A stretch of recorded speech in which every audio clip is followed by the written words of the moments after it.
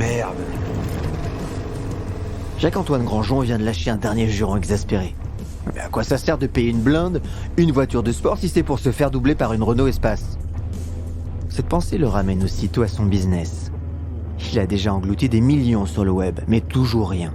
Alors, il a bien du trafic sur son site, mais quasiment pas de vente. En 2001, les Français n'achètent pas des articles qu'ils ne peuvent pas essayer. Ah, les cons. Vitupère-t-il à l'adresse des conducteurs de la file de gauche qui ont à nouveau la possibilité d'accélérer alors que sa file ralentit, puis s'arrête. Quasiment à l'arrêt, il doit s'infliger le paysage monotone de ce bout de périphérique parisien, aussi laid que le ciel blanc laiteux de ce début de janvier. Seul dépareil, ce gros panneau, en 4x3 avec son logo rouge Carrefour et son slogan de Camelot, 300 voyages à 100 francs, et pas un de plus. Oh, le con.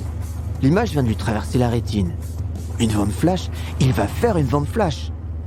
Le combo d'une promesse alléchante et d'un temps restreint, c'est diablement malin. Cela va lui permettre de lever les derniers freins de ses clients. Il en est sûr.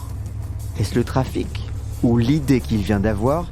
Il semble à Jacques-Antoine qu'il parcourt les derniers kilomètres vers son siège de Saint-Denis en un éclair.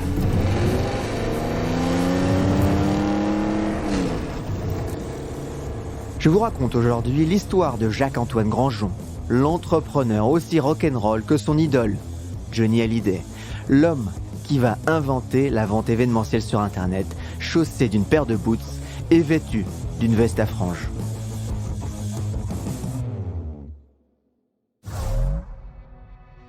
Aujourd'hui, j'aimerais vous parler de Penny Lane, qui est mon premier partenaire sur le podcast. Alors Penny Lane, c'est l'aventure de 7 entrepreneurs qui veulent simplifier la comptabilité. Ils commencent alors par interroger plus d'une centaine d'entrepreneurs. Et le constat est sans appel. Ils aiment leur comptable, mais n'ont pas les bons outils. Ils se lancent alors dans un pari fou, créer un cabinet d'expertise comptable interne pour tester et améliorer leur outil. Après des milliers de feedbacks, ils finissent par revendre leur cabinet interne. Penny Lane permet donc aujourd'hui de gérer sa facturation d'achat, de vente, piloter sa trésorerie, et la grosse différence avec tous les autres outils, c'est qu'il est partagé avec son expert comptable et qu'il permet donc d'avoir des données financières fiables et en temps réel. Penny Lane compte aujourd'hui plus de 20 000 clients. Une belle histoire qui commence.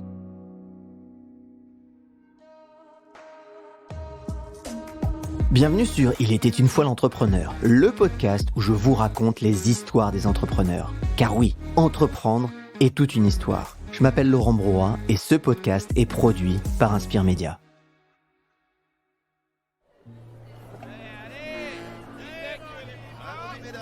Ce 9 août 1962 à Marseille, Jacques-Antoine Grandjean affiche un look plus classique dans ses langes de nouveau-né. Il vient d'arriver sous la garde de la bonne mère dans une famille bourgeoise de la ville. Son père est un entrepreneur reconnu, son parrain aussi jusqu'à sa grand-mère, fabricante des premiers yaourts Chambourcy. Oh oui. C'est à sa mère avocate que Jacques-Antoine veut d'abord faire plaisir. Et dans un premier temps, le meilleur moyen est d'obtenir des bonnes notes à l'école. Sa famille de retour à Paris, il affiche une scolarité sans problème du lycée des Jésuites dans le 16e à Paris à la European Business School EBS. Pour autant, dès le début, Jacques-Antoine ne se contente pas de faire plaisir à ses parents. Il affiche un caractère résolument libre et une recherche d'indépendance. Posteur, fringues, montres. Étudiant, il revend tout ce qu'il peut avec un seul but, gagner de l'argent pour financer les restos avec ses copines et les boîtes de nuit qu'il écume. À 23 ans, fraîchement diplômé, il n'a qu'une envie, devenir entrepreneur. Il se tourne alors vers l'entrepreneur le plus connu de la famille, Pierre Bellon, son oncle et accessoirement fondateur de Sodexo.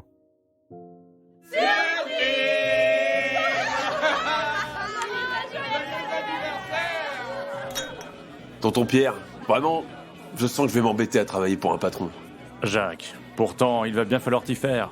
Il faut bien commencer quelque part. Tu pourrais pas me prendre chez toi, je sais pas, je pourrais travailler au contrôle de gestion ou à la compta. Je vais voir ce que je peux faire. Le patron de Sodexo a une petite idée pour son neveu. Il l'aime bien, même s'il désapprouve sa chevelure de hippie. Jag, combien de fois je te l'ai dit, mets ta Charlotte correctement. Hors de question que les clients se retrouvent avec un cheveu dans leur salade parce que le neveu du Big Boss se croit tout permis. Jacques-Antoine, préposé au lavage des salades de ce restaurant Sodexo de la Défense, baisse la tête. Il enrage. Il repense à son oncle qui doit bien rire dans son bureau de la tour Sodexo. Une fois sa colère digérée, il se jure de ne plus jamais avoir de patron et surtout de ne plus jamais se couper les cheveux.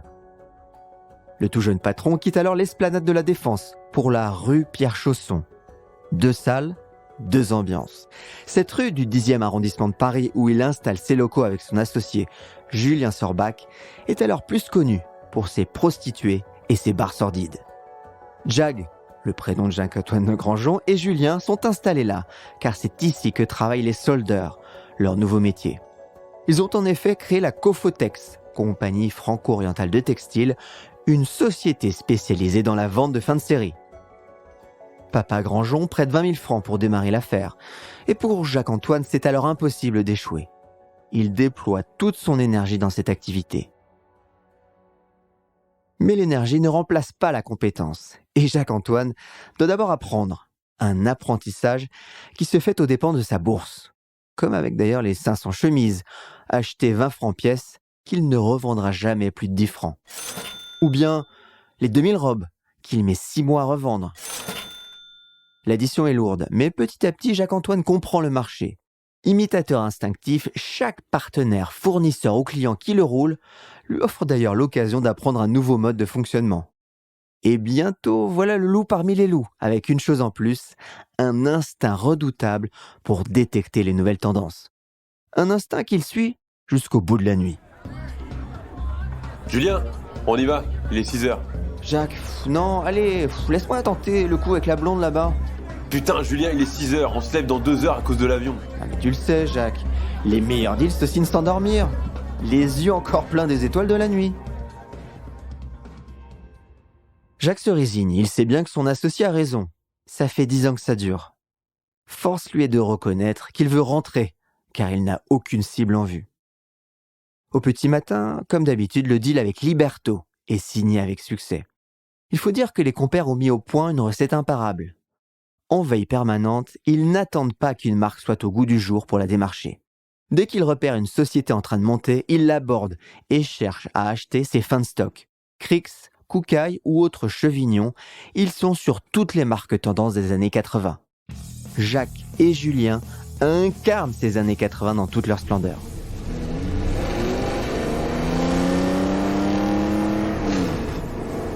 Véhiculés dans leur Porsche, ils n'hésitent pas à parcourir 1000 km pour assurer un rendez-vous chez La Perla, à Bologne, en Italie. Ils en ressortent alors avec culottes, porte-jartelles et soutien-gorge à balconnet. Et évidemment la bénédiction d'une grande marque qui consacre leur audace. En 1996, ils s'installent à la Seine-Saint-Denis. La Cofotex est alors leader européen de la solderie et affiche un confortable chiffre d'affaires de 80 millions de francs. L'histoire est finie. Enfin, pas vraiment. Elle commence en même temps que l'Internet.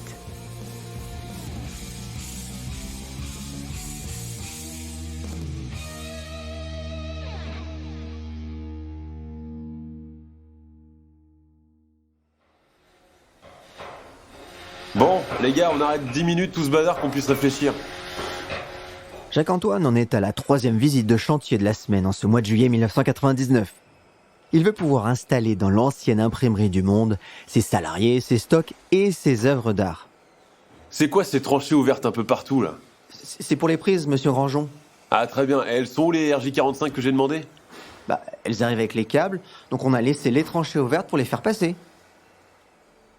Béton ciré, style industriel, Jacques-Antoine veut donner à voir sa société à ses visiteurs. Elle doit incarner la modernité, et quoi que de plus moderne que d'installer des prises RJ45 pour amener de l'Internet. Personne ne lui a conseillé d'installer ces prises, mais lui, d'instinct, a fait ce choix. Jacques sent les changements.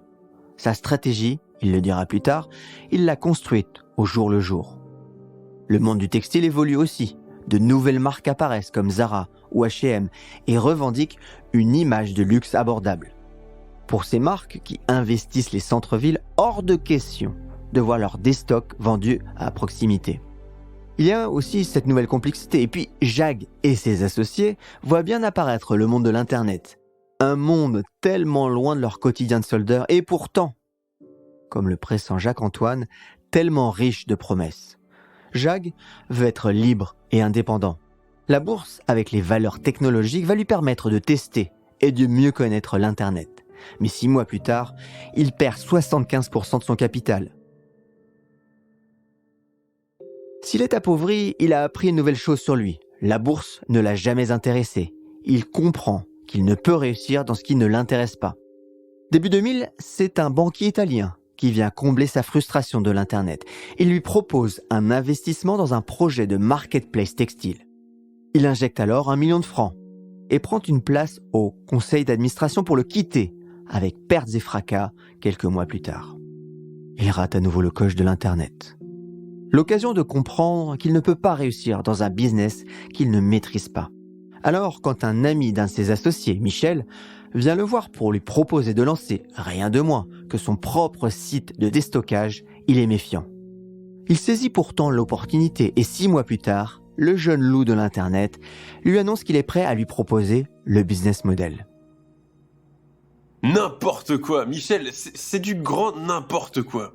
Jacques-Antoine, je t'assure que ça va marcher. La mise de départ est importante, mais... Importante, délirante, ouais. 300 putains de millions d'investissements publicitaires, tout ça pour vendre un pantalon à 20 €. On nage en plein délire. Jacques-Antoine sort du bureau furieux et arrête immédiatement les frais, qui se montent encore une fois déjà à 1 million de francs. Il n'est pas le seul à s'inquiéter, ses associés réfléchissent aussi de leur côté. Ils parlent de monter des boutiques en dur, des magasins discount. Eux voient aussi l'opportunité d'Internet se dérober. Jacques-Antoine doute. Il faut dire qu'entre son divorce et le déménagement, le besoin d'argent se fait pressant. Il ne voit aucune raison que son commerce ne puisse pas se digitaliser. Mais comment ? C'est sur ce mur qu'il n'a de cesse de se fracasser, jusqu'au jour où, forcé de freiner, il lève enfin la tête sur le périphérique.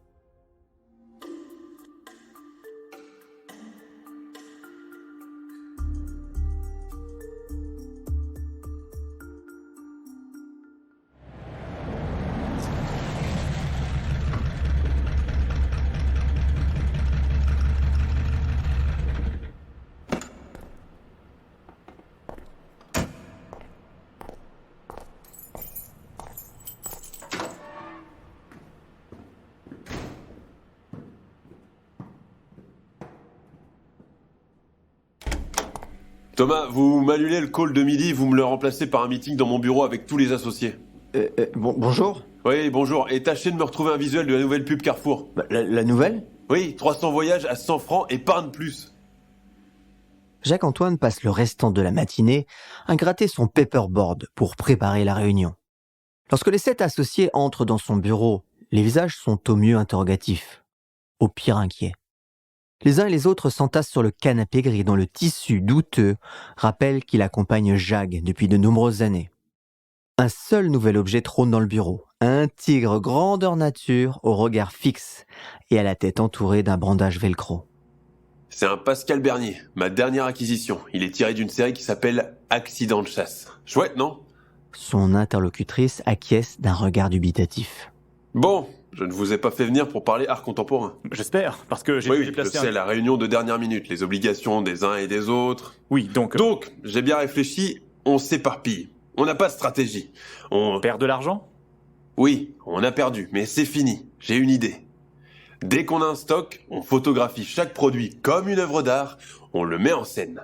Puis, on l'upload sur Internet pendant un temps réduit, 1 à 5 heures maximum. Mais personne ne va... Si, tout le monde va acheter parce qu'on va leur envoyer un mail leur disant que le produit de leur vie est disponible pour 4 heures uniquement. Ses associés hochent la tête, convaincus cette fois. Jag va déployer son métier sur Internet. Les statuts de vente privée sont déposés le 1er janvier 2001. 4 personnes sont seulement salariées sur le projet. Les ventes sont marketées comme de petits événements. Malgré une exécution parfaite et malgré le système de parrainage novateur pour l'époque, les premières années sont vraiment difficiles. À tel point que face aux pertes, en 2003, Jacques fait procéder à un vote pour savoir si on continue le projet. La continuation est approuvée de justesse, à 4 voix sur 7.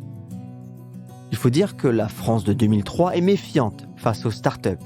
L'éclatement de la bulle Internet et le paiement d'un produit qu'on ne peut pas essayer rend les gens suspicieux. Mais Jacques est persuadé que ça va marcher. C'est son idée, contrairement au business précédent. Une idée qu'il suit de près. Alors, cet après-midi du 4 décembre 2003, c'est un homme ravi qui croise la directrice générale de vente privée dans les couloirs. Bravo pour ce super coup avec Lise Charmel. Tu rigoles, Jacques, j'espère. T'as pas eu mon message ? On est dans une merde noire. Chez Lise Charmel, ils se sont trompés dans les listings. On ne peut pas livrer. La nouvelle agit comme un coup de marteau sur Jacques. Il retourne sonner dans son bureau, accueilli par le regard ironique de son tigre, celui-là même tiré de la série Accident de chasse. Le choc passé, Jacques retombe sur ses pattes. Il comprend que s'il n'agit pas, c'est la fin de vente privée. En 2 jours, avec son équipe, il envoie plus de 500 000 emails à ses clients. Il leur explique l'erreur, détaille ce nouveau métier qu'est Internet pour eux. Bref, il assume et met les moyens en mobilisant plus de 10 collaborateurs pour répondre au téléphone. La crise passe de justesse. Pour Jacques-Antoine, elle est salutaire. Elle va lui permettre de définir une nouvelle organisation pour vente privée.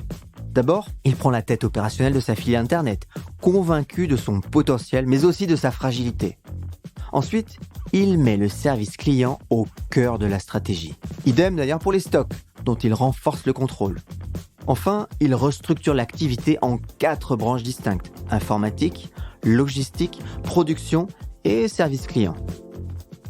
Et ça marche. Le paquet est mis sur l'esthétique, avec des photographes triés sur le volet pour shooter les produits. Une place VIP est même identifiée sur le site pour les marques qui ne veulent pas de l'image low cost d'une solderie. Les produits de vente privée entrent maintenant dans les foyers des Français au même rythme que la DSL. En 2010, Vente Privée réalise 1 milliard d'euros de chiffre d'affaires. On est loin des 20 millions de 2004. Jacques-Antoine se sent maintenant tout prêt de décrocher la lune, se développer à l'international.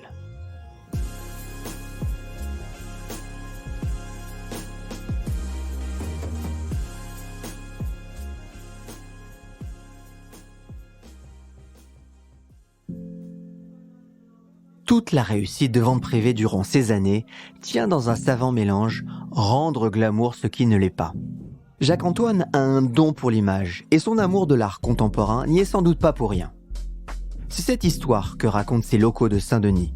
Au lieu de trouver des entrepôts poussiéreux, dès les années 2010, on y croise des centaines de salariés, photographes, graphistes et designers dont l'unique objectif est de valoriser le produit. À tel point que l'on peut encore se demander si l'on est dans une solderie. Jacques le sait, il est très loin de la sordide rue Pierre Chausson. Allô Françoise, comment vas-tu? Bien, Jacques-Antoine, je te remercie. Tu as réfléchi à mon offre? Tu sais qu'on lance le service en septembre. Oui, écoute, je suis embêtée. Jusqu'ici, tu prenais nos invendus, mais là, c'est la nouvelle collection. On joue notre image. Oui Françoise, j'entends bien. Mais ce que tu dois garder en tête, c'est que nous sommes la 4e marque préférée des Français. Tu vends sur les Champs-Élysées du web. Et Françoise prend finalement le même chemin que toutes les grandes marques françaises. Elle accorde à Vente Privée des produits en exclusivité dès septembre 2014. 10 ans après son lancement, Vente Privée est un succès phénoménal. Textile, gastronomie, vin, voyage, spectacle, Vente Privée est partout. Partout ? Malheureusement non. Un petit village gaulois résiste encore. Présent en Espagne et en Allemagne, Jacques-Antoine veut traverser la Manche. Malheureusement, le système de parrainage ne prend pas, la culture anglaise ne s'y adapte pas. Malgré 30 salariés sur place et plusieurs millions investis, c'est un échec. Un semi-échec, selon Jacques, qui préfère parler d'expériences dont il a stoppé les conséquences hémorragiques à temps. Une sorte de bac à sable pour s'entraîner pour plus grand. Et plus grand, c'est l'Amérique. Messieurs, c'est un honneur pour moi de recevoir American Express dans mes locaux. Monsieur Grandjean, nous sommes ravis d'être ici. Vos locaux, et notamment votre Digital Factory, sont impressionnants. Merci. J'imagine que vous n'êtes pas venu en Seine-Saint-Denis pour voir mes locaux. Non, nous avons une proposition à vous faire. Travaillez avec nous pour conquérir le marché américain. À ce moment-là, même rendu prudent par son expérience anglaise, Jacques ne peut s'empêcher de voir défiler devant ses yeux les 42 millions de membres actifs d'Amex. C'est donc décidé en 2011. Vente privée s'associe à hauteur respective de 40 millions de dollars. Objectif, 500 millions de dollars de chiffre d'affaires en 3 ans aux États-Unis. Moins de temps que ne durera la lune de miel entre les deux partenaires. C'est quoi cette publicité? Facebook sur mon site? Ce sont les normes du marché américain, monsieur Grandjean. Alors, si on gagnait des parts de marché avec des normes, ça se saurait. Enlevez-moi ça. Moi, je ne peux pas. Il faut voir directement avec le chargé de suivi chez Amex. La déconvenue est amère. Non seulement Vente privée ne réalise que 50 millions de dollars en 2 ans, mais Jacques-Antoine réalise aussi que l'opérationnel est largement contrôlé par les Américains. Le torchon brûle et Vente privée, devenu VP en 2011, se retire du marché américain. Un échec dur à encaisser pour Jacques-Antoine, dont la peur d'échouer n'est jamais très loin. Une peur irrationnelle avec un CA quand même de 4 milliards et 5000 personnes. Mais une peur quand même.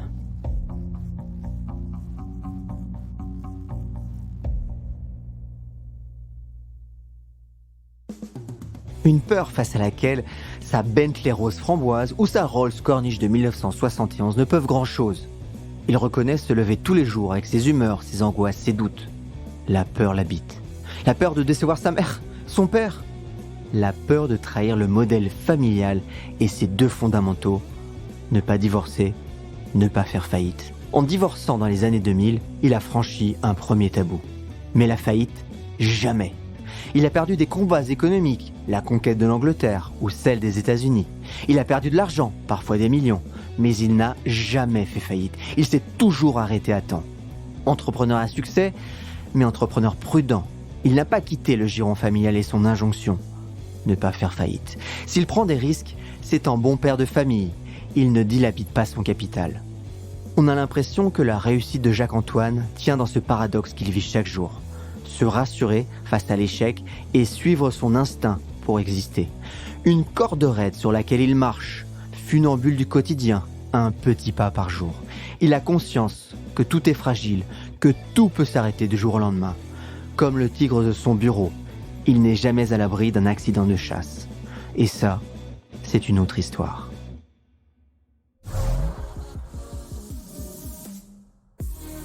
Merci. Je crois que c'est le mot le plus simple pour exprimer ce que je ressens là maintenant. Merci d'avoir pris le temps d'écouter car ce podcast représente beaucoup de travail. D'ailleurs, pensez bien à mettre des étoiles et à parler de ce podcast autour de vous seulement si vous avez appris des choses ou si vous avez été inspiré. Ce podcast a été écrit et réalisé grâce à Thibaut, Frédéric et Marie. Allez, je vous donne rendez-vous au prochain épisode.